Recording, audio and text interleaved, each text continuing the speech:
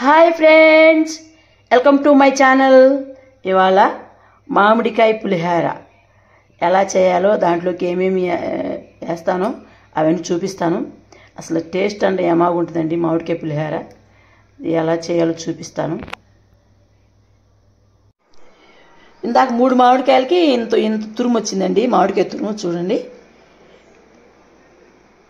అది ఈ అన్నానికి సరిపోద్ది. అది దీంట్లో పసుపు వేసాను.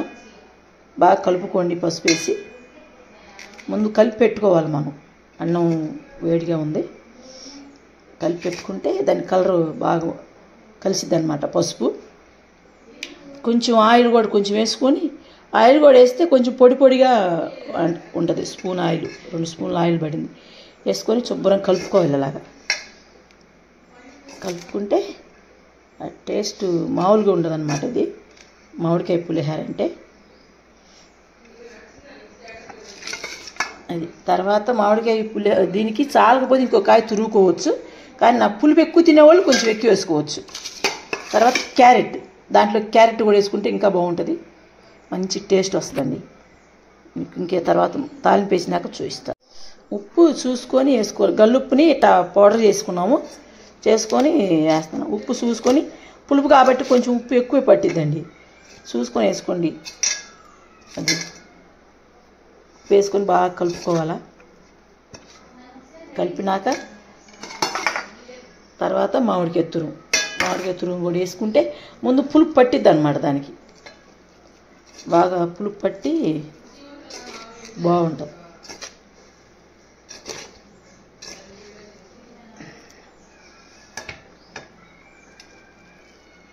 మామిడికాయ తురుము బాగా ఇట్లా తురుముకోవాలన్నమాట.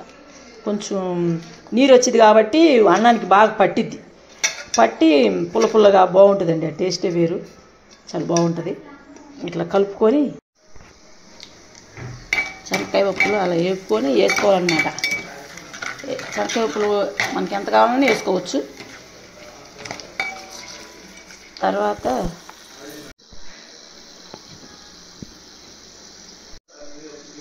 శనక్కాయ పప్పులు ఎన్ని కావాలో చూసుకొని వేసుకోవటమే శనక్కాయ పప్పులు. ఇంకోటి ఏంటంటే ఎండుమిరగాయలు కూడా వేయించుకోవాలా. చక్కగా ఇట్లా వేయించుకొని మన ఇష్టం. శనక్కాయ పప్పులు ఎక్కువ కావాలంటే ఎక్కువ వేసుకోవచ్చు, తక్కువ కావాలంటే తక్కువ వేసుకోవచ్చు. చూడండి ఇట్లా అన్నమాట కలుపుకోవటం. తాలిపింజలు అవి చూసుకొని తాలిపింజలు అన్నీ వేసుకోవాలా. చూడండి, తాలిపింజలు ఎన్ని కావాలో అన్నీ వేసుకోవచ్చు. బాగా వేగాలన్నమాట అవి కూడా. తర్వాత ఎండుమిరగాయలు వేగి ఇట్లా ఉంచాను అనమాట. ఇలా వేపుకొని అన్నంలో కలుపుకోవటం. ఇంకా చూడండి ఇట్లాగా.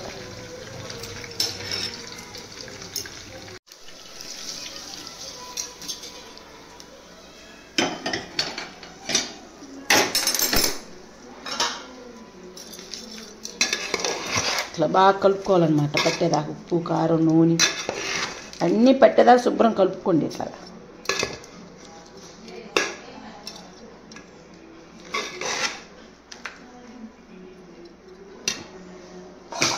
కొంచెం క్యారెట్,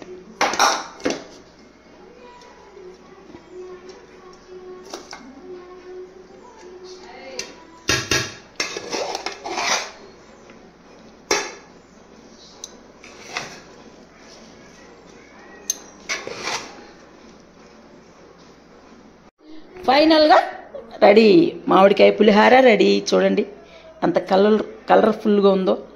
దీంట్లో పైన క్యారెట్ లోపల మళ్ళీ కలుపుకునేటప్పుడు వేసాను, పైన కూడా ఇట్లా కలర్ఫుల్ కోసం పైన వేసాను. చాలా బాగుంటుంది. చూడండి, మీరు ట్రై చేయండి. టేస్ట్ ఎంత బాగుంటుందో. హెల్త్ వస్తుంది, మంచి ఫైబర్ ఉంటుంది, చాలా బాగుంటుందండి. మీరు ఒక్కసారి ఇది ఎలాగ చేసానో చూసి మీరు కూడా ట్రై చేసి మాకు కామెంట్స్ రూపాన్ని తెలపండి. లైక్ చేయండి, సబ్స్క్రైబ్ చేసుకోండి, షేర్ చేయండి. ప్లీజ్ లైక్ చేయండి.